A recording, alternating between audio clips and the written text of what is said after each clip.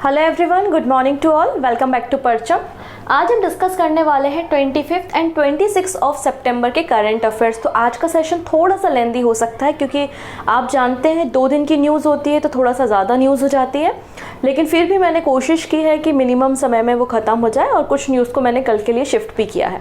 इसके अलावा मिशन 175 क्या है, गवर्नमेंट ऑफ इंडिया ने यहाँ पे 2 लाख करोड़ रुपए यहाँ पे बजट रखा है एंड 68 वॉरशिप्स डिज़ाइन की जा रही, तो इस पर मैंने एक शॉर्ट वीडियो बनाया हुआ है, तो आप प्लेलिस्ट में जाके शॉर्ट्स में जाके वो वीडियो देख सकते हैं, तो आपको वहाँ से मिशन 175 के बारे में इन्फॉर्मेशन मिल जाएगी। ओके, सो स्टार्ट करेंगे हम 25 एंड 26 ऑफ सितंबर के करंट अफेयर्स। अगर आज के क्लास की करंट अफेयर्स की PDF आपको लेनी है तो परचम का टेलीग्राम मिलेगा आपको, वहाँ से आप PDF को फ्री ऑफ कॉस्ट डाउनलोड कर सकते हैं। ओके, सबसे पहले बात कर लेते हैं कुछ इंपॉर्टेंट डेज के बारे में जो कि 25 और 26 ऑफ सितंबर के बीच में सेलिब्रेट किए जा रहे हैं। सबसे पहला है अंत्योदय दिवस 2023। बेसिकली आप देखेंगे यहाँ पे 25 सितंबर को हम अंत्योदय दिवस मनाते हैं। क्यों मनाते हैं? क्योंकि इस दिन बर्थ एनिवर्सरी होती है पंडित दीनदयाल उपाध्याय जी की। पंडित दीनदयाल उपाध्याय जी की बर्थ एनिवर्सरी 25 ऑफ सितंबर को आती है और इस दिन हम अंत्योदय दिवस के रूप में सेलिब्रेट करते हैं। इनका जन्म 1916 में होता है। कहाँ पर? मथुरा में। कहाँ पर इनका जन्म होता है? मथुरा में इनका जन्म 1916 में होता है। ठीक है, ये भारतीय जनसंघ के को-फाउंडर होते हैं। भारतीय जनसंघ के को-फाउंडर होते हैं पंडित दीनदयाल उपाध्याय जी और इनकी ही बर्थ एनिवर्सरी को हम अंत्योदय दिवस के रूप में मनाते हैं और इन्होंने पुअर लोगों के अपलिफ्टमेंट के लिए बहुत अधिक मात्रा में काम किया हुआ है। ठीक है, इनकी डेथ के बारे में बात करें तो 1968 में मुगल सराय रेलवे जंक्शन में इनकी डेथ हो जाती है। बाद में इस जंक्शन का नाम इन्हीं के नाम पे दीनदयाल उपाध्याय जंक्शन कर दिया जाता है 2018 में।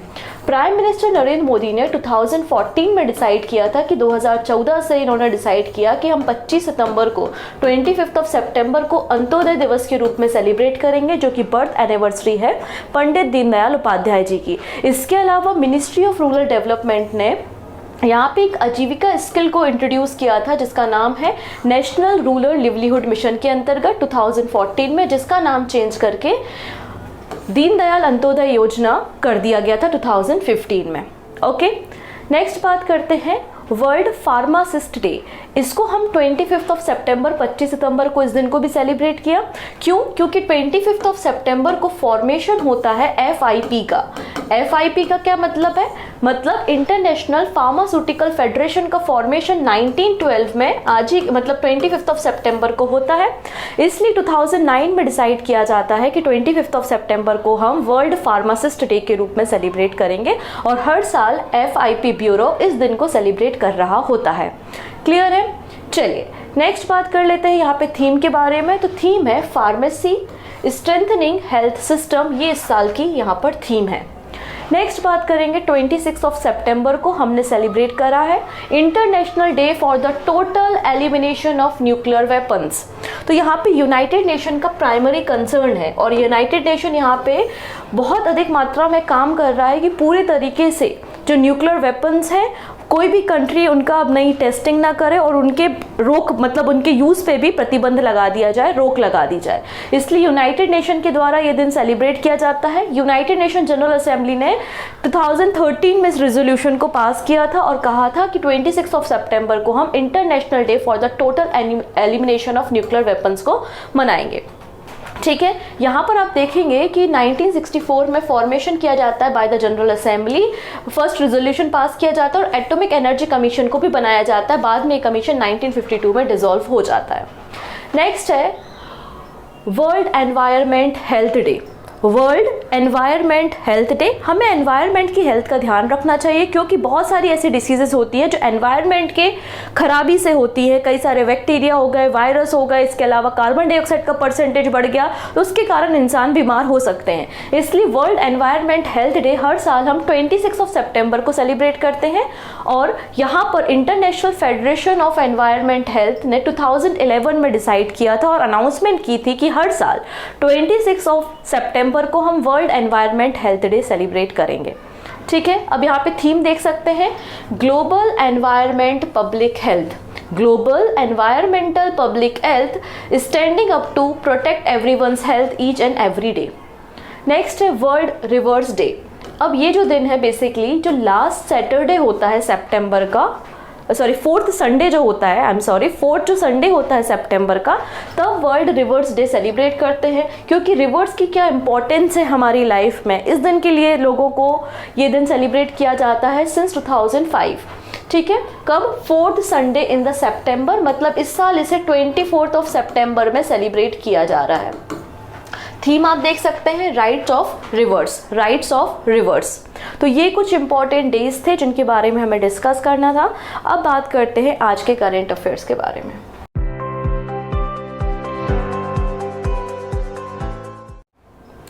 तो सबसे पहले बात करते हैं हम यहाँ पे लाइट हाउस फेस्टिवल के बारे में। इंडिया का पहला लाइट हाउस फेस्टिवल कंक्लूड हुआ है, ख़त्म हुआ है। 3 दिन तक ये फेस्टिवल चला है। कहाँ पर? गोवा में। ठीक है, आइए इस फेस्टिवल के बारे में बात करते हैं। और इस पूरे फेस्टिवल को ऑर्गेनाइज किसने कराया था? तो ऑर्गेनाइज किया गया था ministry of ports, shipping and waterway, government of India के द्वारा। 23, 24 और 25 सितंबर 3 दिन तक ये लाइट हाउस फेस्टिवल रन हुआ है। कहाँ पर? अगोड़ा फोर्ट ऑफ गोवा में है एक फोर्ट जिसका नाम है अगोड़ा फोर्ट, वहां पर इस फेस्टिवल को रन किया गया। अगोड़ा फोर्ट जो है वो 1612 में बिल्ड किया गया था बाय द पोर्चुगीज। तो पुर्तगाल के लोगों के द्वारा डेवलप किया गया गोवा में फोर्ट है और यहाँ पर एक लाइट हाउस भी सिचुएटेड है।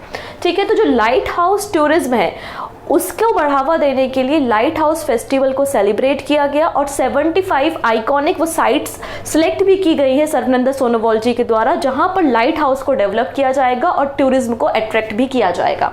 इंडिया का ये पहला लाइट हाउस फेस्टिवल था। कहाँ पर हुआ? गोवा में हुआ है। गोवा में कहाँ पर हुआ है? तो फोर्ट अगोड़ा में, पंजिम में।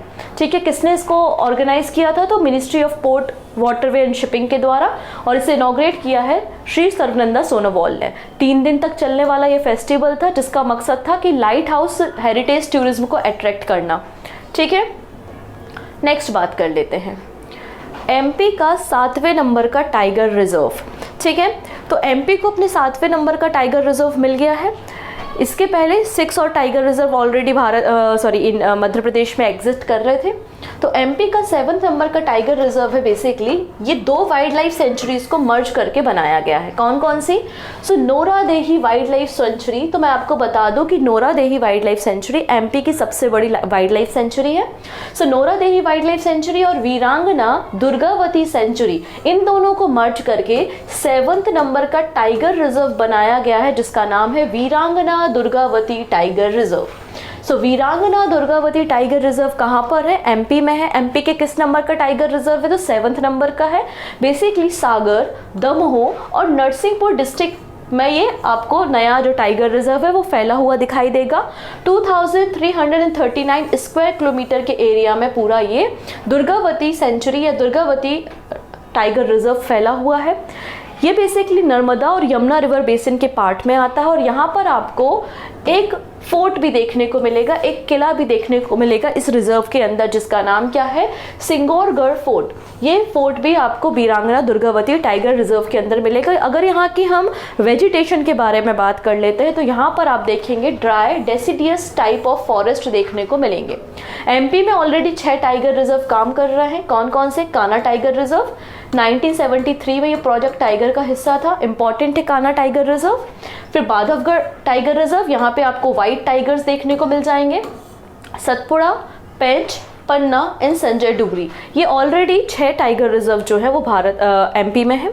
अगर स्टेटस ऑफ टाइगर को predator and prey in India 2022 report देखें जो कि हमको रिलीज की थी national tiger conservation authority and wild life institute of India के द्वारा, इसमें बताया गया कि एमपी जो है वो टाइगर स्टेट है और सबसे ज़्यादा टाइगर जो है वो एमपी में है। कितने हैं? 785 टाइगर है according to this report. Clear? तो 7वें नंबर का टाइगर रिजर्व एमपी का बन चुका है वीरांगना दुर्गावती टाइगर रिजर्व। नेक्स्ट बात करेंगे आज हम कुछ डिफेंस की न्यूज़ के बारे में। ठीक है, सबसे पहले बात करते हैं एक्सरसाइज युद्ध अभ्यास। इसकी शुरुआत हो गई है 25 सितंबर से यूएसए में अलास्का में बेसिकली ये एक्सरसाइज रन हो रही है। एनुअल एक्सरसाइज है, मतलब हर साल ये एक्सरसाइज होती है रोटेशन बेसिस पे। एक बार इंडिया इसे कंडक्ट करता है, एक बार यूएसए करता है। जो लास्ट एडिशन हुआ था वो उत्तराखंड में हुआ था और इस साल का जो एडिशन है वो यूएसए में अलास्का में हो रहा है। सो एक्सरसाइज युद्ध अभ्यास 2023 इसका 19th नंबर का एडिशन है। एडिशन याद रखेंगे, एडिशन से क्वेश्चन कई बार बनते हैं। ये 19वें नंबर का संस्करण है एक्सरसाइज युद्ध अभ्यास का, जो कि अलास्का में कंडक्ट हो रहा है यूएसए में। 25 सितंबर से लेके 8 अक्टूबर तक ये एक्सरसाइज रन होने वाली है, एक्सरसाइज युद्ध अभ्यास। और इसमें Indian army and USA army participate करती है। हमारे भारत की आर्मी से 35 पर्सनल्स 350 जो इंडियन आर्मी ट्रूप है वो यहाँ पे पार्टिसिपेट करेगी, ठीक है, जो कि मराठा लाइट इन्फेंट्री रेजिमेंट से बिलोंग करती है। ठीक है, इतनी चीज़ें। अगर हम थीम के बारे में बात करें, जैसा कि मैंने बताया लास्ट एडिशन कहाँ हुआ था, उत्तराखंड में हुआ था। अगर हम थीम के बारे में बात करें तो employment of an integrated battle group in mountain extreme climate condition under chapter 7 of the United nation mandate. ठीक है, अब कुछ और एक्सरसाइज जो हैं वो भारत और यूएसए के बीच में होती हैं। कौन कौन सी हैं? जैसे कि आर्मी की बात करें तो वज्र प्रहार एक्सरसाइज है। नेवी तो मालाबार एक्सरसाइज जो है उसमें इंडिया और यूएसए दोनों साथ में मिलकर पार्टिसिपेट करते हैं। एंड एयरफोर्स एक्सरसाइज कौन सी है? Cope India and Red Flag. Clear? चलिए नेक्स्ट बात कर लेते हैं, आर्मी डे परेड। सो यहाँ पे सेकेंड टाइम दिल्ली के बाहर आर्मी डे की परेड होने वाली है। अगर आपको लास्ट ईयर मतलब अभी 2023 की अगर परेड याद होगी तो पहली बार दिल्ली के बाहर ये परेड हुई थी बेंगलुरु में, और नेक्स्ट ईयर भी जो परेड होगी इंडियन आर्मी की, आर्मी डे की जो परेड होगी वो दिल्ली के बाहर होगी। कहाँ पे? लखनऊ में। तो ये अनाउंसमेंट बेसिकली रिसेंटली किया गया है आर्मी डे परेड के बारे में। तो आप देखेंगे इंडियन आर्मी ने या आर्मी हेडक्वार्टर्स के द्वारा डिसाइड किया गया है कि जो नेक्स्ट आर्मी डे की परेड होगी कब? 15 जनवरी को, 15 जनवरी 2024 को वो कहाँ पर होगी? लखनऊ में होगी। ट्रेडिशनली जो है वो आर्मी की जो परेड होती है, आर्मी डे की जो परेड होती है वो दिल्ली में होती है, लेकिन फॉर द फर्स्ट टाइम अभी अगर बात करें हम 15 जन 2023 में ये परेड कहाँ हुई थी? बेंगलुरु में हुई थी। और नेक्स्ट ईयर जो परेड होगी मतलब 15 जनवरी 2024 में जो आर्मी डे की परेड होगी वो लखनऊ में होगी। ठीक है, क्योंकि यहाँ पे डिसाइड किया गया है कि डिफरेंट जो साइट्स है, जो 6 ऑपरेशनल कमांड है आर्मी के, अलग अलग उनको चांस मिले और वो आर्मी डे की परेड को होस्ट करें। इतना ही नहीं, यहाँ पे कुछ और स्टेप्स लिए गए हैं बाय द इंडियन एयरफोर्स। तो इंडियन एयरफोर्स के द्वारा भी कहा गया है कि जो इंडियन यहाँ पे एयरफोर्स डे की जो परेड होगी, एयरफोर्स डे की परेड कब होगी? 8 अक्टूबर को होगी। वो कहाँ पर होगी? प्रयागराज में होगी। कहाँ पर? प्रयागराज में। तो इंडियन एयरफोर्स का भी कहना है कि जो एयरफोर्स डे की परेड होगी वो 8 अक्टूबर को होगी 2023 में। कहाँ पर होगी?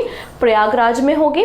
इसके अलावा जो नेवी डे का सेलिब्रेशन होगा, नेवी डे का जो सेलिब्रेशन होगा वो भी कहाँ पे होगा? महाराष्ट्र में होगा, महाराष्ट्र के सिंधुदुर्ग फोर्ट में।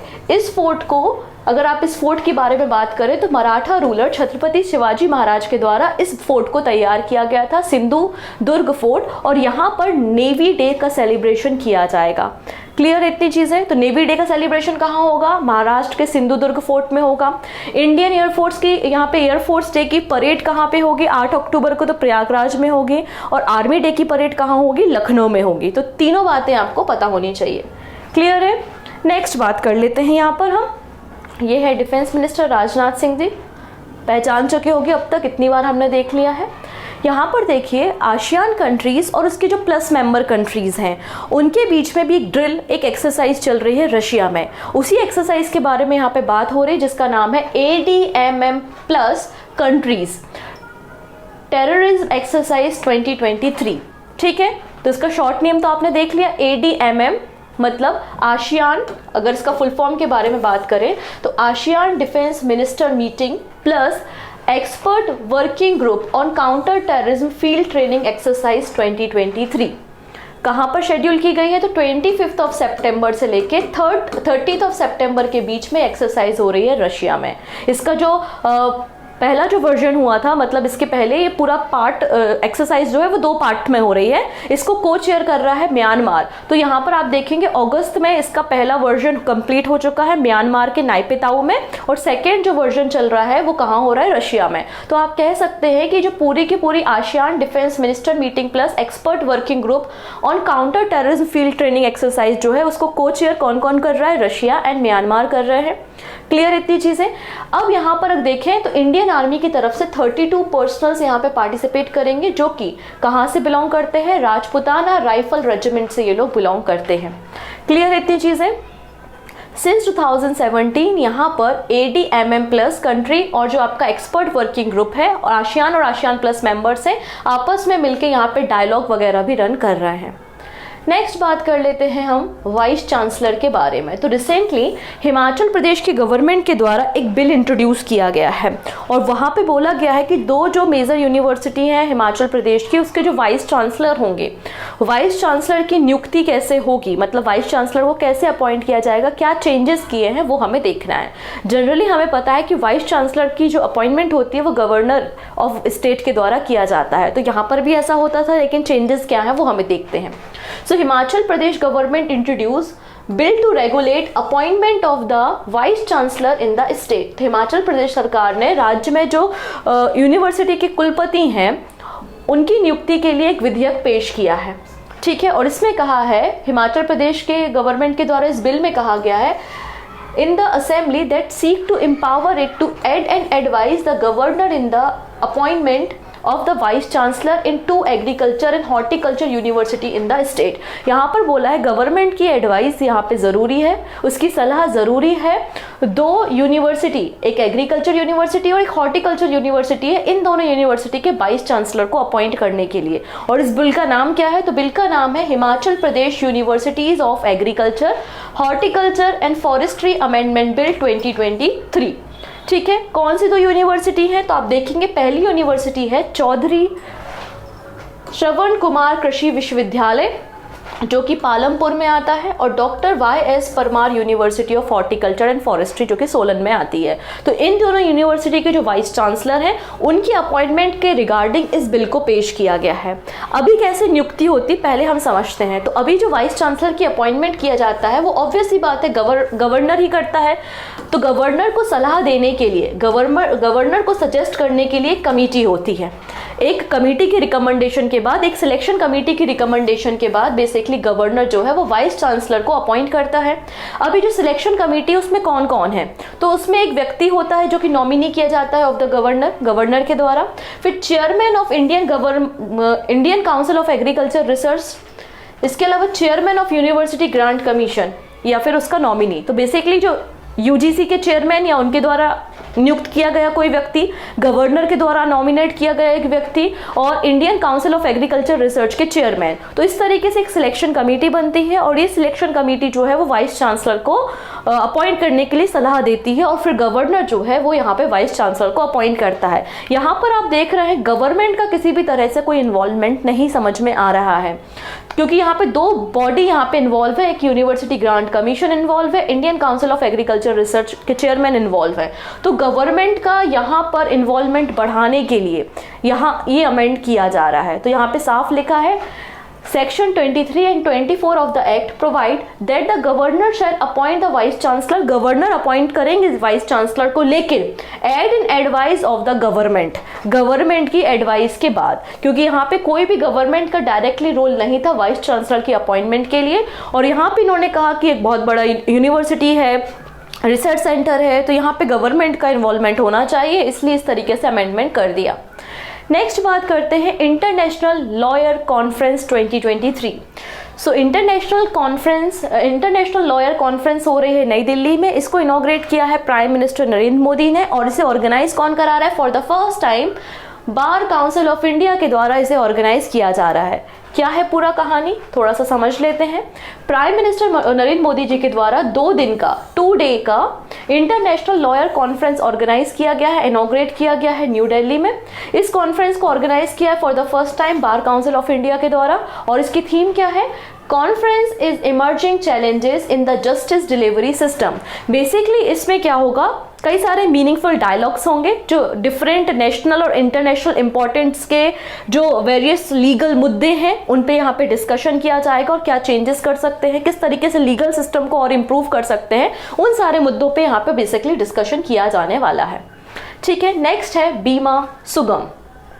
देखिएगा, अलग अलग कंपनी के अपने अलग अलग इंश्योरेंस होते हैं, अलग अलग जगहों पे ये पाए जाते हैं। ठीक है, उसके बाद आपने किसी कंपनी का, अब आपको नई जानकारी है, आपने 2-3 लोगों से किसी कंपनी का नाम सुना, आपने उस कंपनी का इंश्योरेंस ले लिया, लेकिन आपको पूरी कंपनीज के इंश्योरेंस के बारे में जानकारी तो होनी चाहिए। तो क्यों ना एक सिंगल प्लेटफॉर्म हो जहाँ पे सारी कंपनीज के इंश्योरेंस, अलग अलग इंश्योरेंस, हेल्थ के अलावा भी अगर आपको कार का, बाइक का इंश्योरेंस करना, तो सारी जानकारी आपको एक सिंगल प्लेटफॉर्म पे अवेलेबल हो जाए। इसके अलावा पेपरलेस तरीके से आप क्लेम भी कर सकें और ईजिली आपका जो है वो सेटलमेंट भी हो सके, इसलिए IRDAI ने यहाँ पर एक पोर्टल लॉन्च किया है विच इज बीमा सुगम। ठीक है, तो आइए हम बात करते हैं। सबसे पहले IRDAI मतलब insurance regulatory and development authority of India है। इसने इंट्रोड्यूस किया है एक ऑनलाइन प्लेटफॉर्म जिसको अभी लॉन्च नहीं किया है, जून में, यहाँ पे देखेंगे आप, जून 2024 में इसको लॉन्च किया जाएगा। ठीक है, जिस पोर्टल का नाम, इस ऑनलाइन प्लेटफॉर्म का नाम है बीमा सुगम। तो बीमा सुगम किसने लॉन्च किया है, IRDAI ने लॉन्च किया है। इसका एम क्या है, become the world largest online market for insurance product and the services. इसका मकसद है वर्ल्ड का लार्जेस्ट एक सिंगल प्लेटफॉर्म, ऑनलाइन प्लेटफॉर्म होना जहां पे सारी कंपनीज के आपको इंश्योरेंस मिले, सर्विसेज मिले।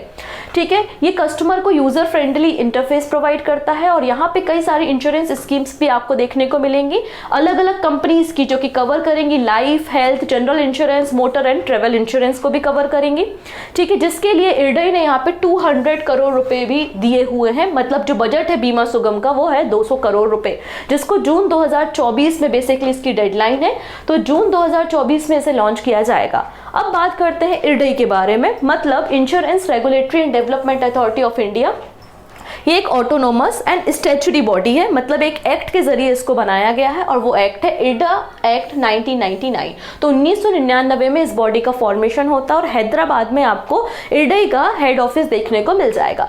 ये एक एपेक्स बॉडी है जो कि सारे के सारे जो इंश्योरेंस सेक्टर्स हैं हमारे भारत में, इंश्योरेंस सेक्टर को सारा कवर करने, रेगुलेट करने का काम कौन करती है, आपका IRDAI करती है। जैसे हम सेबी की बात करते हैं तो सेबी एक एपेक्स बॉडी है जो कि हमारे शेयर मार्केट को रेगुलेट करती है, वैसे IRDAI एक एपेक्स बॉडी है जो हमारे भारत के इंश्योरेंस सेक्टर को रेगुलेट करती है। सिमिलर नाबार्ड जो है वो हमारे एग्रीकल्चर सेक्टर को रेगुलेट करती है। ठीक है, इसकी nodal agency ministry of finance है। कंपोजिशन के बारे में बात करें तो IRDAI का जो ग्रुप होता है उसमें 10 मेंबर का एक बॉडी है, जिसमें एक चेयरमैन होते हैं, 5 आपको फुल टाइम मेंबर देखने को मिलेंगे, और 4 पार्ट टाइम मेंबर भी देखने को मिलेंगे जिन्हें गवर्नमेंट ऑफ इंडिया के द्वारा अपॉइंट किया जाता है। डन। नेक्स्ट बात करते हैं अक्षरधाम टेम्पल, जो कि तैयार हो रहा है और हो चुका है, और 8 अक्टूबर को लॉन्च किया जाएगा USA में। ये USA का लार्जेस्ट एंड इंडिया के बाहर वर्ल्ड का ये 2nd लार्जेस्ट हिंदू टेम्पल है जिसको इनॉग्रेट किया जाना है।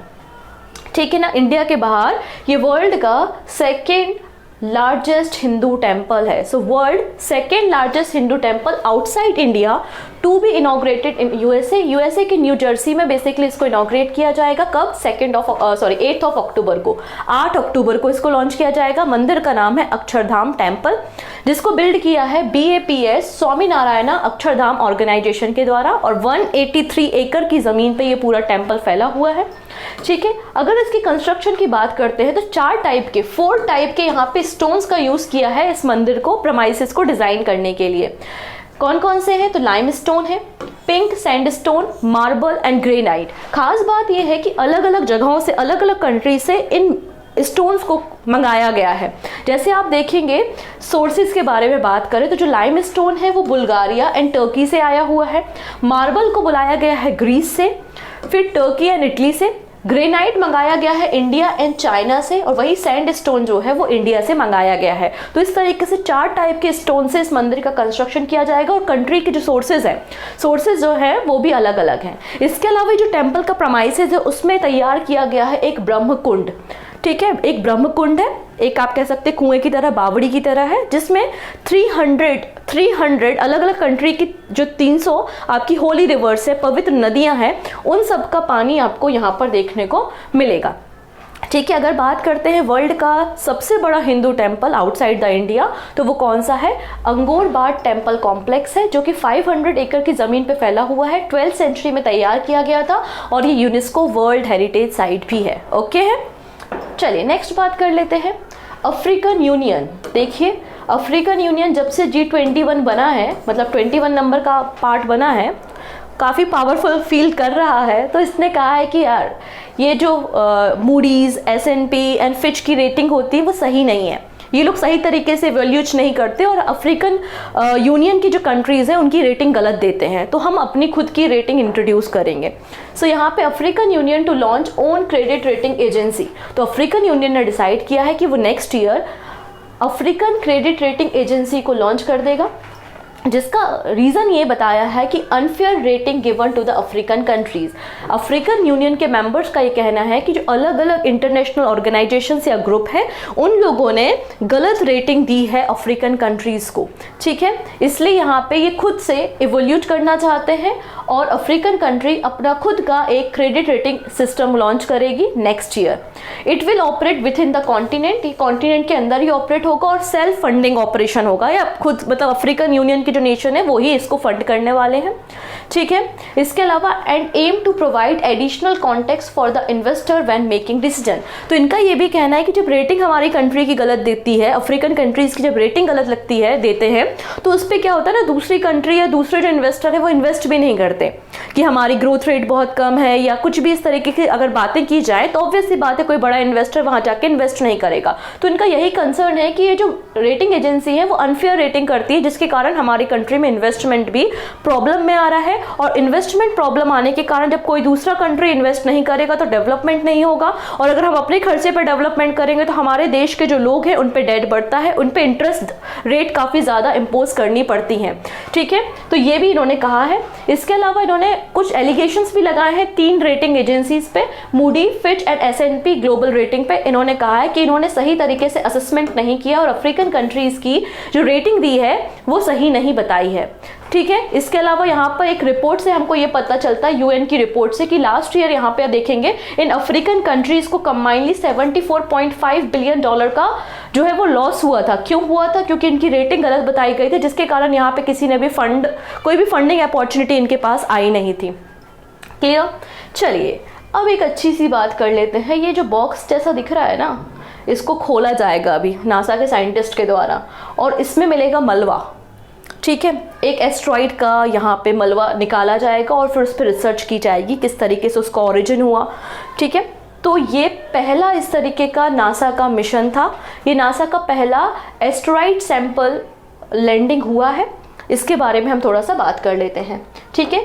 जापान के अलावा और कोई कंट्री नहीं है जो इस तरीके से एस्ट्रॉइड के सैंपल को कलेक्ट करके लाई हो, ठीक है। तो NASA first asteroid sample land on the surface after release from the spacecraft. तो नासा का ये पहला क्षुद्र ग्रह का नमूना है जो स्पेसक्राफ्ट की मदद से फेंका गया अर्थ पे, और अर्थ में जब फेंका गया है तो उसको ये ऊटा डेजर्ट में इसको लैंड कराया गया है, फेच कराया गया है, और ये नासा का पहला एस्ट्रॉइड सैंपल है जो कि लैंड हुआ है अर्थ में। बेसिकली यहाँ पे नासा ने, अगर हम बात करें, तो एक मिशन लॉन्च किया था जिसका नाम है ओसिरिस रेक्स। ये स्पेसक्राफ्ट है, और इसने ही ये सैंपल जो है वो फेंका है अर्थ की तरफ, मतलब रिलीज किया है। और कहाँ पर इसको फेच किया गया है? ऊटा डेजर्ट में किया गया है। लगभग 63,000 माइल्स के ऑर्बिट से, बेसिकली हाइट से, इस कैप्सूल को भेजा गया है ऊटा डेजर्ट में, ठीक है। अगर हम बात करते हैं तो ये जो साइंटिस्ट का ये कहना है, ये जो कैप्सूल आया है इसमें जो मलबा है वो किसका है? बेनू नाम के एस्ट्रॉइड का है, और फिर इसको 1-2 दिन बाद इसे ओपन किया जाएगा, और ऐसा बोला है कि लगभग 1 कप के बराबर यहाँ पे मलबा इसके अंदर देखने को मिलेगा बेनू एस्ट्रॉइड का। जापान केवल एक ऐसी कंट्री है जिसने यहाँ पे कुछ एस्ट्रॉइड के सैंपल्स को इकट्ठा किया था और लगभग 1 स्पून के बराबर इनको सैंपल मिले थे। अभी जो ओसिरिस रेक्स मिशन है इसको देखेंगे आप, लॉन्च किया गया था 2016 में और इसने कई बिलियन की यात्रा जो है वो कवर की हुई है। ठीक है, नेक्स्ट बात करते हैं फतेहपुर सीकरी के बारे में। ये न्यूज़ में है तो हमको ये नहीं जानना है कि यहाँ पे क्या घटना घटित हो गई, फिर भी मैं आपको बता देती हूँ हुआ क्या। यहाँ पे एक फ्रेंच टूरिस्ट थी, फतेहपुर सीकरी विजिट करने आई हुई थी। ऑब्वियस सी बात है, यूनेस्को साइट है तो सभी लोग विजिट करने जाते हैं। तो वहाँ पे जो रेलिंग थी वो गिर गई और वो भी वहाँ से गिर गई, जिसके कारण इनकी डेथ हो गई। लगभग 9 फीट की हाइट से ये प्लेटफॉर्म पे गिर गई, जिसके बाद इनकी डेथ हो गई। तो इसलिए फतेहपुर सीकरी जो है वो काफ़ी ज़्यादा चर्चा में आ गया। ठीक है, तो हमें बात करनी है अबाउट द फतेहपुर सीकरी। तो मैं कुछ इंपॉर्टेंट पॉइंट बता रही हूँ जो आपको माइंड में रखने हैं। पहली बात, फतेहपुर सीकरी को सिटी ऑफ विक्ट्री कहा जाता है क्योंकि अकबर ने जब विजय प्राप्त की थी उसके बाद बुलंद दरवाज़ा और फतेहपुर सीकरी का निर्माण करवाया था और एक समय पे मुगल सल्तनत की जो कैपिटल थी वो भी आपकी फतेहपुर सीकरी थी। So Fatehpur Sikri is a city जो कि बनाई गई है रेड सैंडस्टोन से, जो कि 37 kilometre from the Agra UP में सिचुएटेड आपको देखने को मिलेगी। इस पूरी सिटी को किसने बनवाया था? 1569 में बनवाया था अकबर ने एंड 1571 से लेकर 1585 के बीच में फतेहपुर सीकरी जो थी वो कैपिटल भी थी मुगल सल्तनत की, मुगल एम्पायर की। बाद में 1586 में कैपिटल वापस से दिल्ली कर दी गई थी क्योंकि यहाँ पे पानी की शॉर्टेज थी, पानी की कमी पाई गई थी, वाटर सप्लाई प्रॉपर नहीं था। 1986 में फतेहपुर सीकरी को यूनेस्को वर्ल्ड हेरिटेज साइट में भी शामिल किया गया है। Very important point. ठीक है, फतेहपुर सीकरी का अगर स्टाइल देखिए, किस स्टाइल का आर्किटेक्ट आपको देखने को मिलेगा तो Persian, Indian, central Asian style से फतेहपुर सीकरी को डिज़ाइन किया गया है। यहाँ पर मैक्सिमम सैंडस्टोन का यूज़, वो भी रेड सैंडस्टोन का यूज़ किया गया है। अब क्या क्या चीज़ें आपको फतेहपुर सीकरी में मिलेंगी? तो सबसे पहले बुलंद दरवाज़ा आपको देखने को मिलता है जिसे 1576-77 में बनाया था गुजरात विक्ट्री के बाद अकबर ने। गुजरात पे विजय प्राप्त करने के बाद अकबर ने बुलंद दरवाज़ा बनवाया था और ये क्वेश्चन भी कई बार एग्जाम में पूछा गया है। ठीक है, सलीम चिश्ती जी की दरगाह यहाँ पे है। सलीम चिश्ती जी की दरगाह आपको देखने को मिलेगी। दीवान आम और दीवान खास देखने को मिलेगा। पंचमहल देखने को मिलेगा, बीरबल का हाउस और जामा मस्जिद, ये सारी चीज़ें आपको फतेहपुर सीकरी में देखने को मिलेंगी। क्योंकि कोई भी अगर आर्ट एंड आर्किटेक्ट का क्वेश्चन होता है जो न्यूज़ में होता है तो वहाँ से अपकमिंग एग्जाम में क्वेश्चन बनने की प्रोबेबिलिटी बढ़ जाती है। चलिए अंतिम बात करते हैं आज की न्यूज़ पे। हम बात कर रहे हैं फॉर्मर प्रेसिडेंट ऑफ इटली जिनका नाम था Giorgio Napolitano. He passed away recently at the age of 98। इन्होंने 2006 से 2015 तक एज अ इटली के प्रेसिडेंट काम किया है और ये लॉन्गेस्ट सर्विंग प्रेसिडेंट रहे हैं इटली के। ठीक है, तो इनका नाम आप थोड़ा सा याद रख लेंगे। अब यहाँ पे आज की जो शॉर्ट न्यूज़ है ना वो काफ़ी खास है, तो अच्छे से सुनिएगा और काफ़ी सारी हैं। सबसे पहली बात, हमारे जो union minister of petroleum and natural gas है जिनका नाम है हरदीप सिंह पुरी, इन्होंने इंडिया की पहली ग्रीन हाइड्रोजन फ्यूल सेल बस को इनॉग्रेट किया है दिल्ली में। तो इंडिया की पहली ग्रीन हाइड्रोजन फ्यूल सेल बस को कहाँ इनॉग्रेट किया गया? दिल्ली में। किसने किया? हरदीप सिंह पुरी ने किया। अब आप सभी को पता है एशियन गेम्स स्टार्ट हो चुके हैं और एशियन गेम्स की न्यूज़ तो डेली चलती रहेगी। जब फाइनल होगा तो हम अच्छा तरीके से पूरा एक साथ ले लेंगे, पर फिलहाल आप देखिए जब मैं इस न्यूज़ को बना रही थी तब तक इंडिया ने 6 मेडल जीत लिए थे। ठीक है, जब मैं इस न्यूज़ को कवर कर रही थी तब तक इंडिया ने 6 मेडल जीते हुए थे, लेकिन हम बात करने वाले हैं गोल्ड मेडल के बारे में। ठीक है, तो यहाँ पर आप देखेंगे एक ट्रायो, इंडियन ट्रायो मतलब 3 लोगों का एक ग्रुप जिसमें थे रुद्राक्ष पाटिल, दिव्यांग पनवार एंड ऐश्वर्या तोमर। इन तीनों ने मिलके men's 10 metre air rifle event में गोल्ड मेडल जीता है एशियन गेम्स 2023 में। अगर वहीं हम women's 10 metre air rifle team event के बारे में बात करें तो हमको मिला है सिल्वर मेडल। और इस टीम में कौन कौन था? तो मेहुली घोष, रमिता एंड आशीष चौकसे यहाँ पे शामिल थी। ठीक है, नेक्स्ट है, मैंने कुछ दिन पहले आपको बताया था अबाउट द भारत ड्रोन शक्ति। ठीक है, इसलिए इसको मैंने शॉर्ट में लिया है क्योंकि एक्सरसाइज शुरू हो चुकी है, मतलब ये जो फेयर है वो शुरू हो चुका है। So Indian air force and drone federation of India को होस्ट कर रहे हैं भारत ड्रोन शक्ति 2023। कहाँ पे? हिंडन एयरबेस में, गाजियाबाद, उत्तर प्रदेश में। ठीक है, नेक्स्ट बात कर लेते हैं। इंडिया की क्रिकेट टीम ने इतिहास बना दिया है। अभी आपको पता है ओडीआई जो सीरीज चल रही है ऑस्ट्रेलिया और इंडिया के बीच में, सो इंडिया ने यहाँ पे इतिहास ये बनाया है कि इंडियन टीम पहली ऐसी वर्ल्ड की टीम बन गई है जिसने 3006 यहाँ पर हिट किए हैं इन ओडीआई क्रिकेट। तो ओडीआई क्रिकेट में 3006 मारने वाली पहली टीम बन गई है इंडियन क्रिकेट टीम। इसके अलावा अगर आप बात करेंगे तो मैक्स वर्स्टैपन ने जापानीज ग्रैंड प्रिक्स का टाइटल अपने नाम किया है। अब हमारे लिए ये जो व्यक्ति हैं ये काफ़ी इंपॉर्टेंट है, क्योंकि आपको पता है अभी जो बुद्ध इंटरनेशनल सर्किट है वहाँ पे इंडिया ग्रैंड प्रिक्स 2023 हुआ है। तो इंडिया ग्रैंड प्रिक्स का टाइटल किसने जीता है? तो ये है इटली के एक रेसर। कहाँ से है? इटली के एक रेसर है जिनका नाम है मार्को बेंजेची। ठीक है, तो इनका नाम भी आपको याद रखना है। नेक्स्ट बात करते हैं अबाउट द नीलगिरी तहार। ये सब आपको पता है कि जो तमिलनाडु का स्टेट एनिमल है वो नीलगिरी तहार है। तो नीलगिरी तहार के कंजर्वेशन के लिए, उसके प्रोटेक्शन के लिए 2022 में तमिलनाडु गवर्नमेंट ने प्रोजेक्ट भी लॉन्च किया था।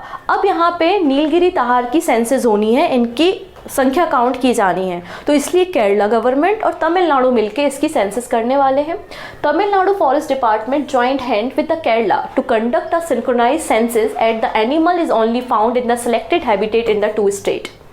नेक्स्ट बात करते हैं हम अपने जल शक्ति मंत्रालय के बारे में। तो हमारे जो जल शक्ति मिनिस्ट्री है, गजेंद्र सिंह शेखावत, उन्होंने रिसेंटली हमें बताया है कि भारत में 75% या फिर कह सकते हो कि 4.4 लाख 4.4 लाख या फिर 75% जो विलेजेस हैं इंडिया में वो कैसे हैं? ODF है। ODF है मतलब open defection free plus status वाले हैं। और टॉप परफॉर्मिंग स्टेट है UT, जहाँ पे 100% घरों में टॉयलेट है, ODF है। वो कौन से हैं? तो अंडमान निकोबार के विलेजेस हैं, दादर नगर हवेली, गोवा, गुजरात एटसेट्रा।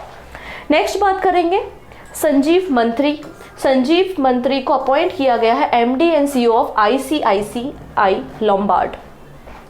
नेक्स्ट बात करते हैं हेमंत विश्व शर्मा के बारे में, जो कि आसाम के मुख्यमंत्री हैं और इन्होंने आसाम में एक स्कीम लॉन्च की है जिसका नाम है मुख्यमंत्री आत्मनिर्भर असम स्कीम। बेसिकली जो अनएम्प्लॉयड यूथ है आसाम स्टेट के और वो अपना खुद का सेल्फ इंडिपेंडेंट कुछ स्टार्टअप या कुछ भी बिजनेस ओपन करना चाहते हैं, तो उन लोगों को 2 लाख रुपए तक का यहाँ पे फाइनेंशियल असिस्टेंट प्रोवाइड किया जाएगा अंडर दिस स्कीम। नेक्स्ट बात करते हैं अडानी ग्रुप। तो अडानी ग्रुप ने यहाँ पे बिडिंग में कॉन्ट्रैक्ट जीता है, लगभग 13,000 करोड़ रुपए का कॉन्ट्रैक्ट है और स्मॉल मीटर इंस्टॉलेशन किया जाएगा अडानी ग्रुप के द्वारा महाराष्ट्र में। नेक्स्ट बात करेंगे ministry of agriculture and farmer welfare. इन्होंने रिसेंटली AI चैटबोट लॉन्च किया है और इस तरीके का अपने आप में पहला चैटबोट है जिसमें PM किसान स्कीम की सारी चीज़ें, जैसे कि किसानों के कई डाउट होते हैं, कैसे फॉर्म फिल करना है या फिर कैसे सेटलमेंट करना है या बेनिफिशरीज क्या है और लास्ट डेट क्या है, कितने सारे क्वेश्चन होते हैं किसानों के। तो इस आर्टिफिशियल इंटेलिजेंस चैटबोट की मदद से बेसिकली ये जो सेंट्रल गवर्नमेंट की स्कीम है PM किसान स्कीम, इसके सारे डाउट किसान यहाँ से क्लियर कर सकते हैं। अंत में बात करते हैं माउंट सेमेरू वॉल्केनो, जो कि आपको इंडोनेशिया में देखने को मिलेगा, ईस्ट जावा में। और यहाँ पर रिसेंटली वॉल्केनो इरप्शन देखा गया है, ज्वालामुखी विस्फोट जो है वो माउंट सेमेरू में हुआ है। क्लियर? तो ये आज के करंट अफेयर्स थे। अंत में बात करेंगे कुछ क्वेश्चन के बारे में। पहला है, किस इंडियन आर्म फोर्स ने कंडक्ट किया है ऑपरेशन सजग? याद आया ऑपरेशन सजग में क्या कर रहे थे? जो फिशरमैन थे उनके ID कार्ड वगैरह और सब चेकिंग कर रहे थे, तो ये कर रहा था कौन? Indian coast guard, option D. Bima Sugam किसने लॉन्च किया है? तो IRDAI ने लॉन्च किया है, ऑप्शन A करेक्ट हो जाएगा। भारत ड्रोन शक्ति कौन होस्ट कर रहा है? तो इंडियन एयरफोर्स और drone federation of India, option C यहाँ पे करेक्ट है। वरुण क्या है? तो वरुण एक ड्रोन है। वरुण क्या है? एक ड्रोन है, ऑप्शन C करेक्ट हो जाएगा। नेक्स्ट है, किस ऑर्गेनाइजेशन ने या किस ग्रुप ने कहा है कि हम अपना न्यू क्रेडिट रेटिंग एजेंसी को नेक्स्ट ईयर लॉन्च करेंगे? तो आंसर हो जाएगा अफ्रीकन यूनियन, ऑप्शन डी यहाँ पे करेक्ट हो जाएगा। क्लियर है? Option D is the right answer. This is the question of the day. जैसा कि मैंने कहा, इंडियन क्रिकेट काउंसिल ने रिसेंटली ऑफिशियल एंथम लॉन्च किया था for upcoming men's cricket world cup, जो कि 5 अक्टूबर से शुरू होने हैं। क्वेश्चन ये है कि जो ये म्यूजिक था एंथम का, वो किसने प्रिपेयर किया है? 4 सिंगर के नाम आपको दिख रहे हैं, आपको बस करेक्ट आंसर तक पहुंचना है और हमको कमेंट में बताना है। क्लियर है इतनी चीजें? सो मिलते हैं फिर नेक्स्ट वीडियो में। Take care and bye bye.